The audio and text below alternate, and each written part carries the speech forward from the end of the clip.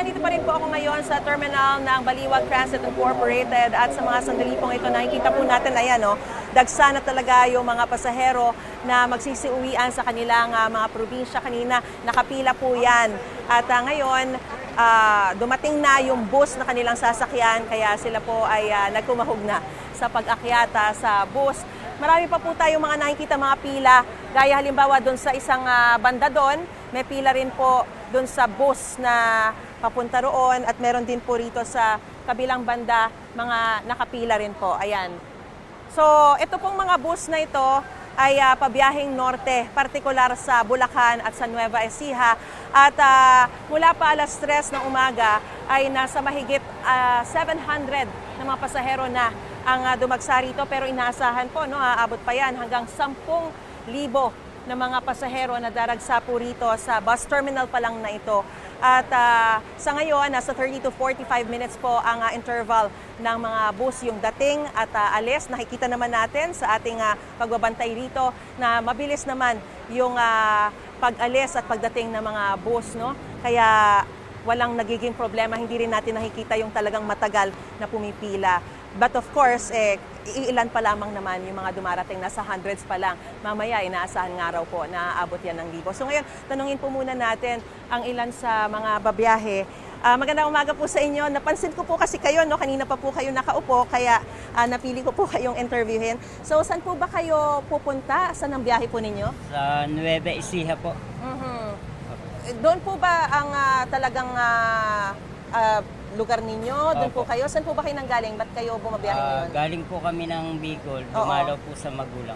Alright. Opo. Pero ang talagang tahanan nyo nasa Nueva Ecija. Sino po ang dadalawin nyo doon? Yung pong father ko po, kapatid ko, na mga namayapa, dadalawin po sa Puntod para alalahanin yung kanilang pagkamatay. Kayo po, ano po ang nais ninyong bakit kayo po ngayon pinili nyong Para po hindi abutan ng traffic. Kasi po nakakainip din po sa traffic. Oo. Anong oras pa po kayo nandito? Alas 12 pa po ng gabi. Anak talaga? Opo. Pero meron naman daw po kayo masasakyan. Meron po. Meron. Alright. Mag-iingat po kayo, ha? Opo. At nakita po natin, ayan, nandito po yung mga dala nila from Bicol, mga halaman na itatanim daw nila at iba pa nilang mga kagamitan.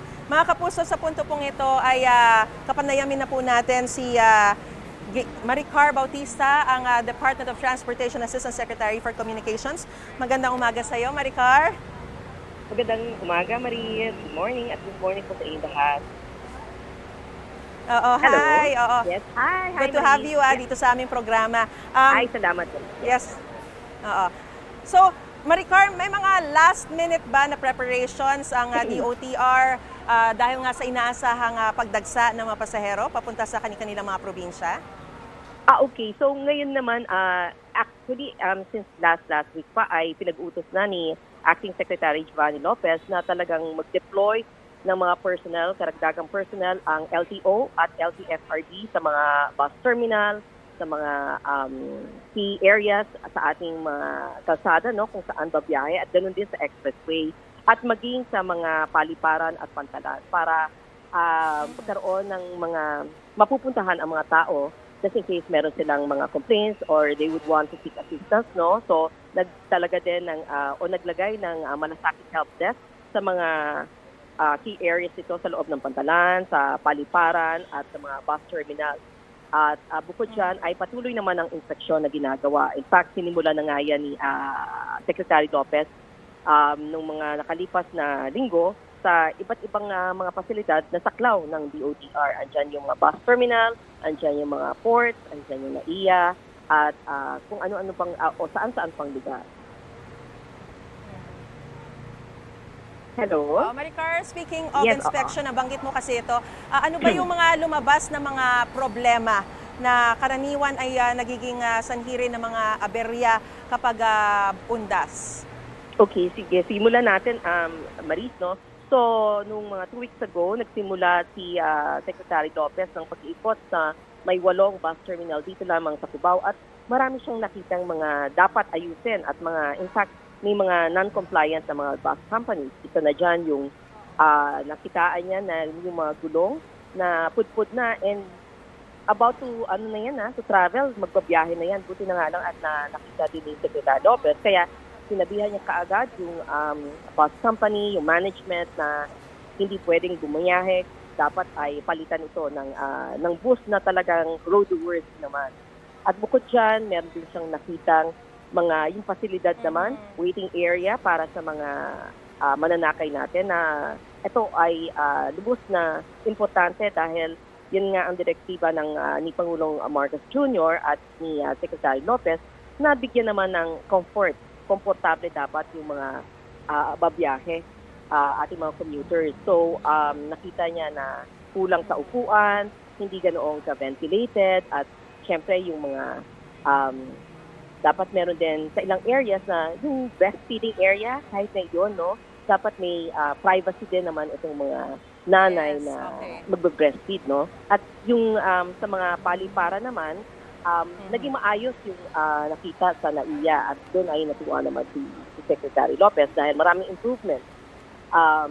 Pagdating naman sa sa Pantalan dito sa Batangas Port ay naging maganda naman dahil malamig ang aircon, sapat din ang mga upuan, merong about 8,000 seating capacity.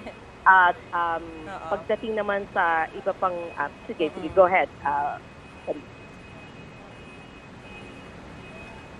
Hello? Maricar, may mga nagpositibo kasi sa drug test, no? Mga driver tsaka konduktor. Ano ba ang parusa sa mga ganito? Magsasagawa pa ba kayo ng mga random drug testing? At ano ang assurance natin para sa mga kababayan natin na babiyahe? Okay. Ang report na nakuha natin, no, as of yesterday ng morning, about 160 yung napa-drug test natin and isa yung nagpositibo. At noon namang gabi, nagkaroon din ng random drug testing, 2 naman ang nagpositibo. At ang nakuha ang nagpositibo na drivers ay ito yung sa long haul na tinatawag natin, yung mahaba ang biyahe.